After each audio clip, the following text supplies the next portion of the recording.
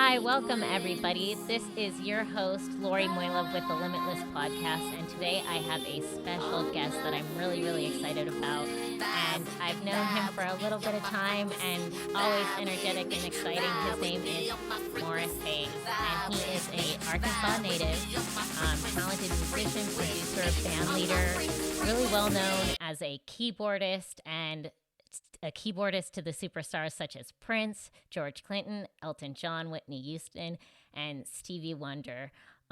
Something that I learned about your history of how you kind of got into being a keyboardist and playing is you were at the University of Arkansas, and someone like, I guess they on the campus, they lost their keyboard player, and you were there and you offered to just jump in right on the spot. I guess, can you kind of go into that? Like, this is the beginning of Morris Hayes playing keys. What kind of gave you the courage to just be like, yes, I'm going to go and jump in? And Well, first to clarify, just a couple things. Okay. Clarify. I'm always one for for accuracy when I'm dealing with interviews, when I'm dealing with things. When it comes to the people that I've played for, like the likes of Prince, and I played with George at a show and at the Glam Slam. The other artists like Stevie and Whitney and a lot of like tons of artists like Lenny Kravitz and others. It's just been where we've shared the stage. They played with us, or I played with them on the stage. I wasn't like a keyboard player for them necessarily, but just in performing on stage with Stevie and performing on stage with Lenny and folks like that, and Whitney, and on different occasions. Because of my connection to Prince, I would have a lot of guest appearances from all types of Badu, or Mary J. Blige, all kinds of folks with because everybody loves Prince, and so I would have these amazing opportunities, like with Elton, like a few times with Elton that he sang a song with us or do something with us. And so a lot of times it's important for people to understand that, with these things, there's a lot of sleight of hand with some of these things that happen. And I don't need to colorize my record in any other way than truthfully about who I work with and things like that.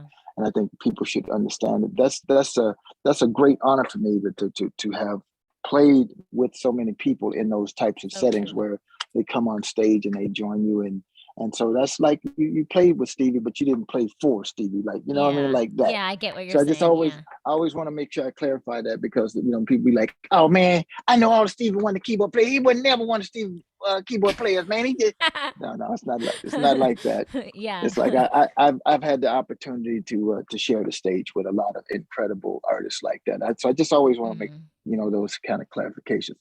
As it relates to the university story, what that was is I was a art student, a commercial art student, when I was going to University of Arkansas, and the art and music building were in the same building, and I used to have to travel through the art department to get through the music department to get to the art department side.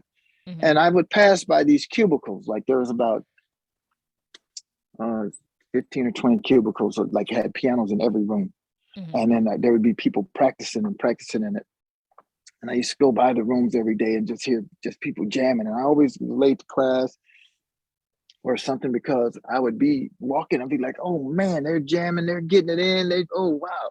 And like this. And then they formed a band called Polo on campus. It was like a lot of the great singers that we had on campus. I mean, the 3-4 singers that we had, all of them went on to do some really big things, like win Grammys. Like one had a group called the Mac Band that had a smash in the 80s. One worked with Jimmy Vaughn, and he got a Grammy for that. One went on to sing for Tower Power and the Temptations. Wow. I mean, it's just like all of them were just like dope in this band. Everybody in this band kind of ended up going off and doing their own big things. One of them now does a lot of film scoring. So I was just kind of the odd man out, because I just could play a little at church, and I had some equipment. And so what happened is we had a real keyboard player. I always like to call a real cat named Shelby Henry, called him Buck Henry. And Henry just had to, Buck was like, I got to do schoolwork, man. I can't do it. And so we had a thing for Bill Clinton that he was running for governor in the state. And he was like, he can't do the gig. And so I was like, so they're like, Morris, you got to learn all the songs now, and you got to do it. And I was like, oh man. So I got to learn all the Buck's parts. which he was playing the main parts of the songs, you know. Mm. And so that was the thing where I had to do a crasher, like uh, Burn the Midnight Oil, and really learn all the songs for real instead of just Yeah. learning some piddly parts and then just like, hey girl, hey girl, you know. And Yeah. it turned into a thing. And then when I got through the gig, I was like, okay, I could do this. This is like, I had to take it seriously, you know what Mm-hmm. I mean? And really, be the guy who had to hold it down, because Mm-hmm. Shelby was really the main cat and was really the one playing all of the cool stuff. He just was that dude. And I just had Yeah. to kind of step up and just like fall into that spot. So that's mainly kind of what happened, is that it just became a situation where I was there playing, but I really didn't know the music Mm-hmm. like he did. And so I Mm-hmm. just had to like woodshed and learn it and study it. And then when it came off, then it was like, that's what happened in the moment. It's just like I just Mm-hmm. had to learn over that weekend, like, or that week, like, okay, it's up to you and you got to hit it. So that's what Yeah. happened. Wow, that's so inspiring, and I definitely feel like that was a catalyst to, launching you into so many different directions, and also musical directing and working with Prince. I guess, can you tell me a little bit more about, like, especially in the creative process, it's all about either collaboration, or some creators, they like being on their own. Can you kind of go into the process of when you're collaborating, whether it's with Prince or, another artist or whatnot, like how that process goes? Like, how do you start? Well, the thing about Prince is, Prince was, for all people who know Prince, he was a self-contained kind of cat. He was his Yeah. own musical director. He called me his musical director, but Prince really put a lot of stuff together. And I just kind of stepped up when he wasn't around and ran the Mm-hmm. band whenever, but several of us did. Um, but the thing is, that point is like when you're working with, for instance, when I work with a new artist, it's I like the first thing I like to do is I like to have a conversation with the Mm-hmm. band. I like to talk to the artist. I like to talk to the band, because what I want to know is what everybody's goals are. Like, why are you here? Like, what do you want to do? Prince asked me that. He says, why did Mm-hmm. you come here? Like, and I told him, I said, I wanted to be with the baddest band in the world. To me, Yeah. that's was my goal. I used to watch him on TV. I said, I want Mm-hmm. to play with that dude one day. You see Michael Jackson, you see all these Mm-hmm. people. That was your goal. It's like, I want to, either my band, I want to beat them or I want to be them, Mm-hmm. be with them.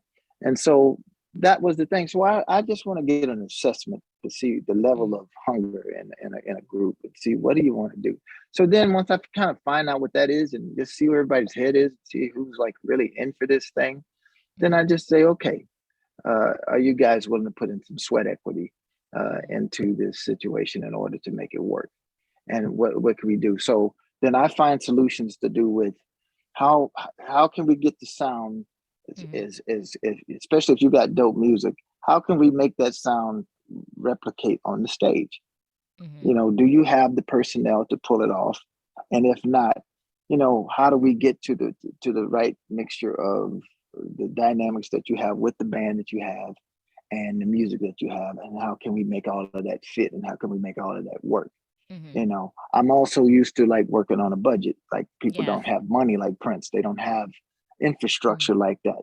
I was used to like having not a lot of gear. One of the things that blew Prince mind when he first saw me playing with my band was, how much sound I was getting out of two keyboards. He's like, dude, like that sounds like a, Mm-hmm. because I only had two. I knew how to milk everything out of them to get everything I could get out of them. I knew every inch of them. So, Mm-hmm.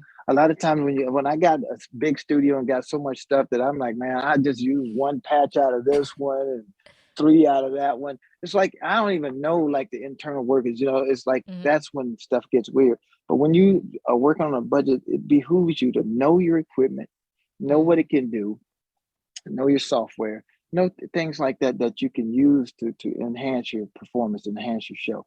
And so Mm-hmm. I always talk about those types of things, like proficiency with that, and then also musicality and musicianship, and Mm-hmm. just because I always was like the cat on the totem pole with the bands I played with, in terms of like Mm-hmm. having. I played with some severe cats that were really dope, and I had to Mm-hmm. keep up all the time. Mm-hmm. And the good thing about that is it makes you work hard. Yeah. I was always the first cat to get there, and I was always the last dude to leave. You know what I'm saying? You Mm-hmm. have to develop a work ethic that says, I don't want to get punked. I don't want to get beat Mm-hmm. up by these dudes that's much better than me. You know what I'm Mm-hmm. saying? So I had to spend extra time to get at the level that they were already at. So I had to bring my game up to them, you know, and that was one of the biggest fears I had about joining Prince. When he asked me if I wanted to be in the band, I was like, for half the way to my car, I was like, dun, dun, dun, dun, dun, dun, dun. Then I started going like, oh my God, I tricked these people and they think I'm like them. And I was scared to death. I was like, oh my God, they're gonna know I'm a fraud. And I'm gonna be the laughing stock of Minneapolis. Oh my God. I'm like, oh my God, what did I do? And I had to put down that fear. And the only way you can do it is by just saying, well, what do I gotta do? I got a time that I have to learn his music. I have to learn this stuff before we start rehearsing, before everything kicks in. And you're talking about study mode. You're talking about just going in to try to be ready for anything this dude can throw at you, you know, because I knew it was going to be fast paced, because I knew how it was with us, with my band, as he was kind of helping us along. And so those are the things. Your work ethic becomes important, because you have to then think, like, if, with so many bands and so many people, what's the difference between you and anybody else? Well, it's how hard you work. It's how dedicated you are to what it is you're doing. That's what the difference is between one. I used to watch Behind the Music a lot, VH1 back in the day when it had actual music stuff on music television. And one of the things I always noticed was always a thread in all of the stories, was the incredible work ethic of all of the people that were telling the story about how, unlike their friends, or unlike other people that were competition, what they did is they outworked the other people. They outperformed the other people. They outdid everything that everybody else was doing to get themselves on top. I asked Maceo Parker, the legendary sax player, James Brown, asked Maceo one time, we were on tour, and I said, and we were having breakfast, and I'm like, Mace, I said, man, like, how did you get to where he was? He said, well, Mars to Bars. He said, thing is, he said, everybody wanted to be Bird. You know, everybody wanted to be like Bird. He said, some were doing Bird good as Bird. He said, so I wasn't going to try to fit in that space. He said, I wanted to be unique. He said, I want everybody to remember my name. And he said, so I just did opposite of what everybody else was doing. And I just did this thing. And Prince used to tell me about Maceo. He said, Maceo, see, the thing about Maceo, he said, he'll kill you with 3 notes. He'll play 3 notes and whoop everybody else that's in line that's trying to play. He'll take them 3 notes and run you out of a building. And it's true.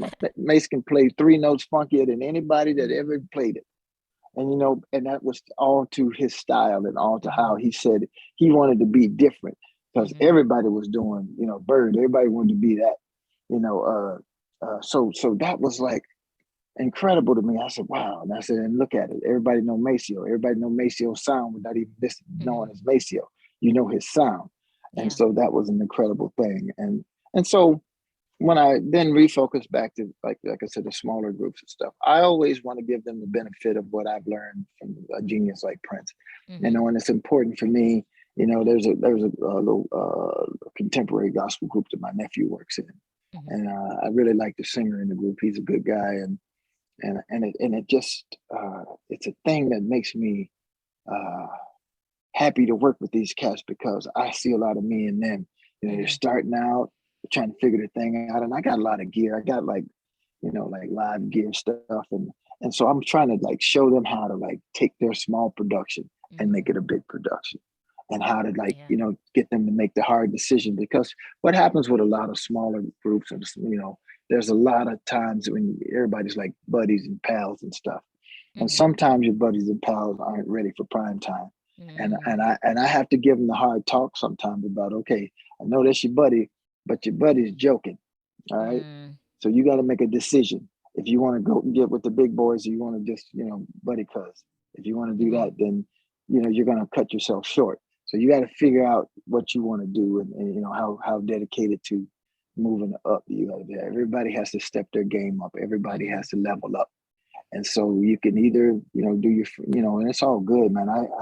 I got friends for life, that doesn't mean that they don't play in bands with me. You know what I'm saying? It's like that just means that we cool. and Mm-hmm. everything. But when you getting on the stage, man, you want to put out the best thing that you got, and you Yeah. want the best people that you can possibly have. And or at least best in those slots. Prince Mm-hmm. always looked at music like a team effort. Like he Yeah. always compared us to like Michael Jordan and the Bulls. Mm-hmm. When they were like winning championships, he said, "Hey, I'm like Michael. I shoot the three." He used to call me like Dennis Rodman. He said, "You get the Mm-hmm. rebound." Everybody had a job. Mm-hmm. Everybody had a role to play, and if you knew your place in the room, then it's like a machine. Yeah. Everything just works like cogs. You got a big Mm-hmm. cog, you got a little cog, but they all make the machine work. And Mm-hmm. and when everybody's firing on all cylinders, then you win as a band. You Yeah. know, you win as a band because Prince's thing would be like if your part is jacked up, it makes Yeah. us all look bad. We all look bad. And like that keyboard, it's like yeah, Prince sucked, man. There was so many mistakes in the show. It was it's just one of those things. So it's Mm-hmm. important for everybody's situation to get held up. Like you hold up your end, you hold up your end, and such and such. And so that's the thing I always try to concentrate on with new acts. It's like the importance of knowing, Mm-hmm. what is your strengths and what is your weaknesses, and then like how can we augment those things to make it Mm-hmm. work for you and make it in your behalf. Yeah. And for like some creatives that maybe just like you kind of mentioned that are maybe starting out musicians or whatnot, are there any creative approaches that you kind of like when you're starting a blank slate and you're maybe starting a Mhm. song or something? Are there any tips and suggestions you have for maybe someone who's, just started picking up a guitar, just started playing keys, Yeah, drums? one thing that I've learned, even with the greats, is Mm-hmm. that one thing is there's nothing really new under the sun. There's like very rarely something like brand new nobody's ever heard of. Like, oh my god, it's like every now and again you'll get a genre that's like like dubstep, or you'll get Mm-hmm. EDM, or you get, and EDM encompasses a lot of different. It's like saying EDM is like saying what country, Africa is a country. It's a continent with a bunch of Mm-hmm. countries in it, and that's Mm-hmm. EDM is a country, is a Mm-hmm. continent with a bunch of Little. things inside of it. But all of those different things, what you do for me is, if what I would do if I'm looking to do something, I Mm-hmm. say, well, who are the heat makers in my Mm-hmm. genre? Who are the Mm-hmm. things that inspire me? I would go to the flight time and I'd see a desk full of CDs and stuff on Jimmy Jam's desk. I see in Prince's studio, I see CDs of like Robert Johnson and different folks like that. Because and what we would even study different videos and stuff. Back in the day, we used to watch VHS and a bunch of different videos. Now you got Mm-hmm. YouTube, you can look up anything. And so it's just like football players watching another team when they get ready to play them. They just like, Mm-hmm. let's see what they do so we can counter whatever it is that they do. And you watch the greats. We watch James. We Mm-hmm. listen to Little Richard. We listen to all kinds of stuff. And we listen to different things, but we listen to the ones that are great that started it out, like Sly Mm-hmm. Stone Yeah. and all of those things. And so that's what we wanted to emulate in our music, that feeling of musicality, and they all had cool clothes, they all look cool. Mm-hmm. That's when show business was show business. Mm-hmm. People now get on the stage, they're wearing a baseball cap and a plaid shirt. It's like it's not show business. It's like, and that's cool. Each to Mm-hmm. his own. And I'm not Yeah. tripping. It's just like, a lot of people don't have the Luther Vandross sparkly jacket anymore. It's just like, Mm-hmm. and all of the stuff. We were showbiz. We like, Mm-hmm. we always looked at it like Superman. Like when you see superheroes, it's like Yeah. Superman. He's Superman in a Clark Kent suit, Mm-hmm. but he don't look like that. Because Mm-hmm. he looked like everybody else. What happens when he puts on the Superman suit? Now he's different from everybody else. He's a Mm-hmm. spectacle.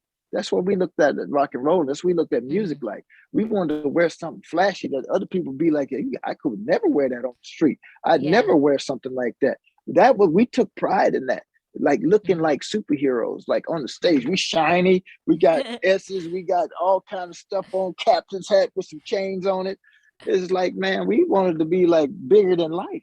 Yeah. That was rock and roll. That's music. Mm-hmm. When you look back at all of that stuff, and now, you came to the grunge era where, it was cool to put on a flannel shirt and put on some jeans and stuff.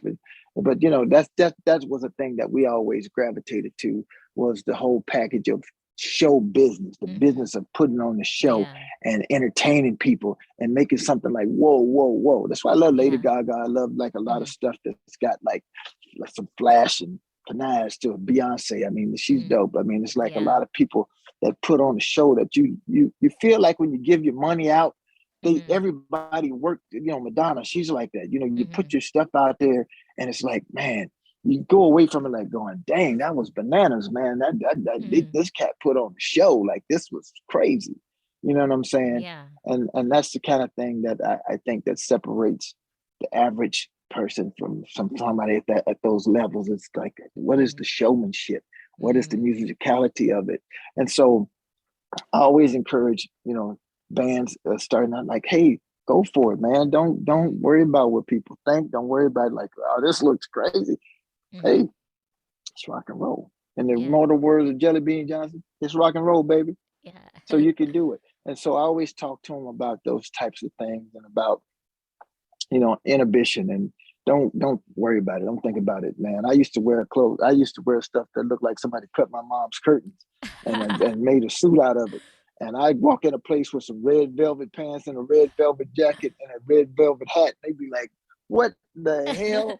And I wouldn't even be worried about it. You know what I'm saying? I just go in and they have to deal with it, you know? And that's a rock and roll mentality. That's like, I don't care about what you think about me or what you're like, oh my God, these guys, oh, you know, all of this. It was like, hey, rock and roll, you know? And so it's all about that. Now, as far as the creativity part, going back to that section, is when I sit down with some cats, I say, who are your contemporaries? What do you listen to? What do you aspire to be? Who inspired you?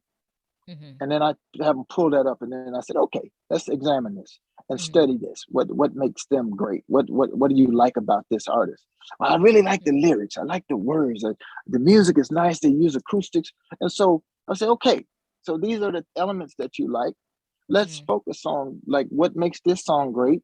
You know, to me, you know, just like when I was in school, if I wanted to learn something, where did I go? I went to the library. Yeah. You know, now Spotify is my library. Like, you know, I go to, you know, to the world's music library, like whatever genre. I want to be a producer and an artist that can dig a lot of different genres. I make all kinds of music. I make country and western. I make you know, EDM. I make all types of musical styles because I'm able to go to them and not only just listen at it, but figure out the dynamics and the DNA of it and dissect it and say, what makes this song this song? And so when I create something, I'm more interested in being the type of producer that you never knew that I produced that track and be like, oh my God, you did that? Like, or when I do a movie score, like it's some stuff like, you know, it sounds like The Godfather. It's like, you did that arrangement like that? I like that because it's just like people go to scratching their head like, wow, that's, you know, because it's just like Prince was like that. It's like he wasn't boxed in by any type of genre or any type of style. He could do it. He used to say all the time, he can do them, but they can't do us. You know, he loved to say that. And so I took that away from it. And I think whenever I'm trying to create or work with somebody, I started at the genesis of like, define what it is you like, show me what you like, and then let's dissect it. And then I listen to drum sounds, I listen to like patterns, like how is the song arranged? You know, what are the vocal things that's happening? And it's not so much that you mimic, but you just come to understand like what makes this what it is. Because if you listen to radio, everybody goes through this time. You know, now it's you know, everybody sounds like Adele or somebody that they have this vocal styling, and that happens for an amount of time. And then the same with hip hop. You got some that'll sound like this certain artist that's hot right now. Like when D'Angelo was out, there was a bunch of artists that had a D'Angelo feel or Erykah Badu feel, or you know, or now you know, Dua Lipa, like all. It's just like everybody will start copying the sound that's hot, and it's like, you know, things resemble those sounds. You know, if you listen to radio and stuff now, you'll go through a few sounds and everything will just start to like, okay, that's the same as this, that's the same as this, that's the same. Yeah, it's a very similar thing because it's what's hot. That's always been the thing. You know, when you had the Beatles out, there was a lot of, you know, the groups that sounded like them. You know, you get the different groups and the Beach Boys, and just historically, that's how it goes because everybody wants more of what's hot. And then you have some artists that walk their own way. When I think about artists like Prince and like Sade, like to this day, nobody really occupies Sade's place in music. She can do her thing and go away for 5 years or 10 years and come back, and it's like nobody's like taking over that genre. She is the queen in that spot. There's only a few artists that can do that just have a sound so unique that it's their own thing, and they don't have any rivals in that hole, in that slot. And that Sade is one of those people. Prince was one of those people. Just a few artists like that. So once you do that, and then I come to the part of like, okay, so now what do you have, and how can we fix it to this point? How can we get it up to this level? Because that's what you got to compare it to.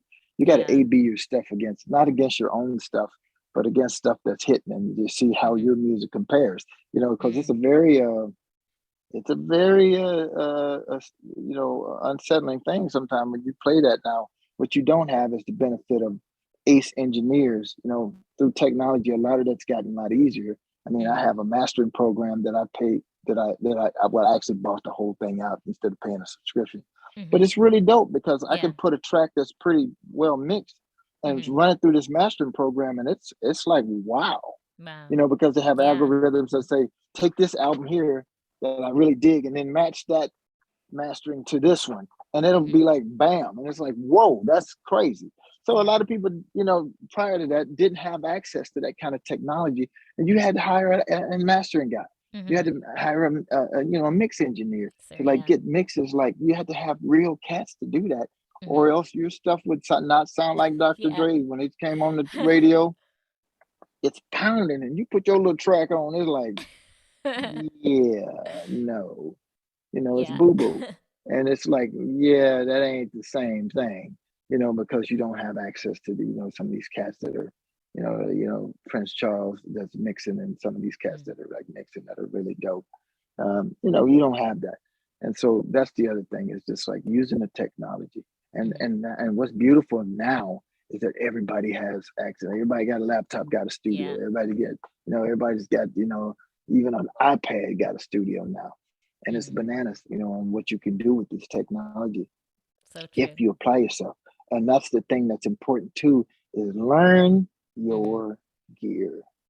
The more you know about what your own process, and I tell anybody, and I don't mean to talk myself out of a gig, but I learned to be independent. One of the things I knew I wanted to do when I got money was to buy my own studio. I used to go to this dude, Mark Brown's studio, and I used to just salivate when I see his house. It's just like, Pavlov's dog. I see the house and I go, but this dude had every keyboard I ever dreamed of.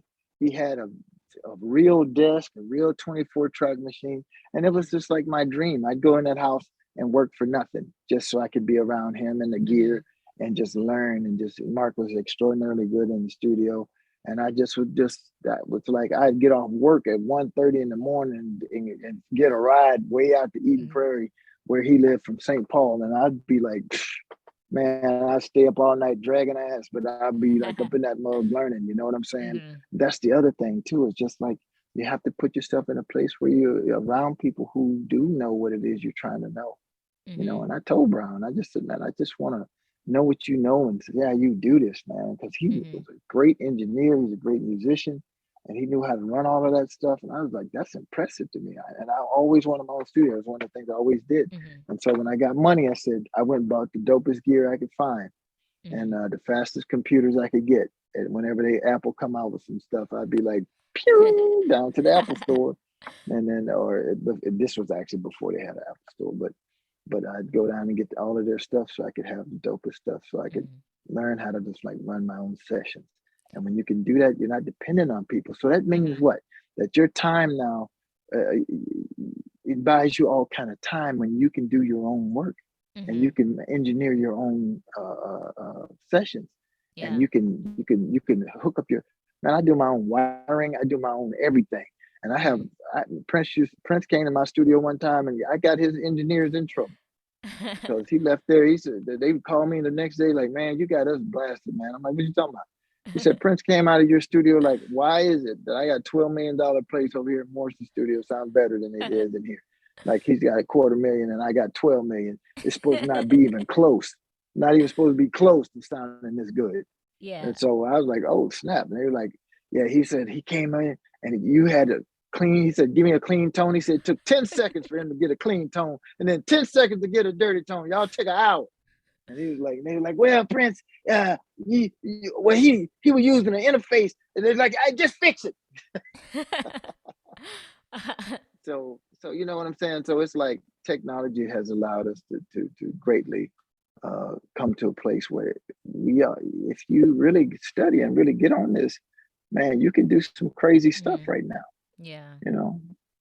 I totally agree. And for our creative listeners out there at Limitless, I always ask our guests one thing, which is one word that correlates with creativity. If you had to pick that word, what would that word be for you? One word that creates, I'm Which, sorry, that correlates with which creativity. yeah. hmm For me, if I had to think of one word, it just, I think it, for me, it just comes down um, to the vibe for me. I guess what it is for me, depending on whatever it is, because that's the thing. Again, I create a lot of different types of things, and that depends on what my vibe is. Like, what am I Yeah. feeling today? Like some days, man, like when I wrote music for my mom and for my dad when they both passed away, you know, my dad uh, was like a river rat. He worked on a boat, like on a boat that went down the river like a barge, Oh. and he was like from that era, the Huckleberry Finn kind of Yeah. era, and I made a track that like felt like that. You know, I had the vibe like what is when I'm in a creative mode, like what do I feel like today? What do I feel like making? Do I want to make a rock and roll tune? Do I want to make a like a hip hop track? Do I want to make a R&B thing, or do I want to make something completely out of like his song was like acoustic guitars and harmonica. Like you feel like, hey boy, I get some taters down there and everything. Come on down. It was like that was the vibe that day. And then I put myself in that place. And then the music feels like that. It's authentic Yeah. because it feels like that's what I was going for. I remember playing the song at the funeral. I remember playing for a few people. And when I kind of described what his thing was, they said, I totally hear it. I could see myself going down the river on a ferry boat, you know, on one of those, you know, kind of, uh, what is it, steamboats kind of thing. I could feel that energy. And see, that's when I know I've done what it is that I'm trying to do, is that everybody feels the vibe that I was going for. They feel the energy that I was looking for in the song. And I captured that. You know, when I'm doing a film score, like I did this film score for this Sri Lankan movie, and it's really the first one I did. I have another one coming up this summer. Oh, cool. But it was dope because it was this Sri Lankan film about a priest who, it's a real life story of this priest, the first one in Catholic history that got convicted for murdering a bunch of people because he was having an affair and he was trying to cover it up and he was killing people. And I did the soundtrack for this, and it's just like you have to like watch it and have to put yourself in this vibe, and it's just like, you know, you have to feel the emotion and what's going on and the piece in order and I got like nominated in their equivalent of the Oscars. I got like in the in the final four for their. I didn't win, but to him, like when you go in for the best music, and they go Satnam Prakandan, and then Morris Hayes for, you know, and then I'm the only name that was like this American name. But it was dope because I mean it was like the like the Oscars. It was dope. They had the whole line with the. I was like, wow, that's bananas. And to get that close in a country that I don't even live in with the music, you know, working for that situation. And maybe I don't know what maybe they'll make a whole lot of movies. I don't know. But the bottom line is, it was a lot of. It was cool. It made me feel like, okay, I'm moving in the right direction because I'm able to do something that works for the picture, that works for the vibe, that works for that. So vibe becomes a very powerful word for me in terms of like what it is I'm trying to create and what I feel like what is my vibration on right now. And that's kind of a big thing for me. And it just helps me find out what's the genre going to be and what's the the mood going to be and what's the situation going to be. There's a lot of words, but that's one that pops when I think Yeah, about the vibe. creativity thing. That just pops to my mind because I always think like when even when I ask somebody, like I'll say, "What's the vibe on this piece? What are Mhm. we going for? You know, like what's the Mhm. vibe? Like what are we doing?" And then once they can kind of describe to me, like, okay, this is what I'm feeling like this right here. Okay. And then I can say, Mhm. I feel you on this vibration right here. And that's all it is. Music Yeah. is vibration. And when you like in sync, that means we're vibrating in the same frequency. We're all in that Mhm. same wave. And so that's what I think about. And where can, our limitless creatives, where can they, like, that are listening, where can they kind of like follow you, find you? Are there websites or Instagram handles and stuff that they can find and follow you? Sure. I'm actually having my website should be done within the Hmm. next. I think my person told me that's doing the design within the next week or so. I should have that sorted, and that'll be up. But on Hmm. Instagram, I'm Hayes.Morris. On Facebook, I think I'm just Morris Hayes on Facebook. I mean, I can supply that to you so you know, like maybe put it on special on screen, something like that. Because Hmm. I'm super terrible about social media, man. You know, and I think that's my biggest, I'm an old dude, man. I don't look like it, but I'm an old cat, man. And so it's like, kids be on this, I have a TikTok, but I just watch funny stuff on it instead of use it. Yeah. And that one thing my manager like told me, and a lot of other people told me, they said, Morris, you're funny. You Hmm. can really like, increase your viewership if you put some time into social media. And it's just that I've always kind of been a behind the scenes cat. And Hmm. Prince was always the guy up front. And I never really wanted the spotlight to be necessarily be on me. It's just Hmm. like I just like working in the shadows. But we live in an age where social media is key. Yeah. And people don't even look at they look to see how many followers you have and stuff Hmm. now. And that's how they're kind of gauge whether or not you're relevant or not. And Hmm. I and it's just something that is just like there's so many and it's such a time vampire. You have to Hmm. really Oh, be sure. structured. You have to really be structured to be able to just do your work and then do your social media because Hmm. you have to take care of, you have to manage all of those things or else let somebody else manage it. I've never been cool with letting somebody else manage it. I think it's always weird to have somebody talk for you. Yeah. People be like, yeah, I talked to you on the thing. You're like, huh? I maybe it was somebody else. I mean, I didn't say nothing to you. So, That's so funny. it's kind Yeah. of weird. So I always thought it's better to do that on my own because when people Hmm. roll up on me, I like to be able to say, yeah, I remember that you saying that Hmm. or whatever. So, but Yeah. it's definitely something that I think that I have to do is I have to manage my social media a lot better and actually, utilize it and do more stuff Yeah. where I play. I mean, I'm watching these cats playing videos, getting thousands of views. They're getting some cases like Hmm. tens of thousands of views, just doing some stuff I could be doing. I mean, so it's like Hmm. I just got to make the step and just say I'm going to create content like that and Hmm. do stuff like that, and use my wittiness and all of that other kind of stuff to do that. But I'm on Facebook. I Hmm. just don't know. Let me like what my I think it's my name, Morris Hayes, Mr. Hayes, or Morris Hayes Hmm. on Facebook, and that sort of thing. So I'm on Instagram. I'm on Facebook. I'm on TikTok. I think I have 6 followers on TikTok. Hey, I'll be your seventh. I'm like 6 people. It will No, grow. because yeah, no, I just, people kept sending me like funny TikTok things, and you can only Hmm. open it if you have TikTok. So, Yeah. so my thing is, I said, okay, I'm gonna get this TikTok, and then I'm going to watch, and I end up watching a lot of funny stuff Yeah. on there. But I think I'm gonna start. My manager said, "Yeah, you got to actually use it. You got to actually put some material on there yourself, and Yeah. uh, and use it." So that's what I'm gonna do, and then that way, I think I can grow a lot of that sort of thing. And I think being in a situation now where I am looking to do solo type stuff and to be Hmm. my own artist, I think it becomes more important. When I work with the NPG, we had a New Power Generation page, and Hmm. that's kind of where we all the energy kind of went there Hmm. as opposed to just to me. You know what I'm saying? Hmm. So, but that's something I definitely got to work out. So, I'm any of these excited for people out here you. that's real good Yeah. social media people, holler at your boy. Like Yeah. say, Holler look, at him. old man, this how you do this, man, and help old man out. Come on, man, help Right. old man out. Well, thank you so much, Morris, for being on the Limitless podcast. I know all of our listeners have definitely vibed out to a lot of the hacks and tips and creative methods and modes that like you've kind of shared with us today. So I'm just so thankful that you joined us on the podcast, and I definitely know that a lot of our listeners have learned a lot. I know I've learned a lot, and it's just been such a pleasure having you. So thank you so much, Morris. Man, thanks for having me on. This was cool. Yeah, cool. Thank you so much.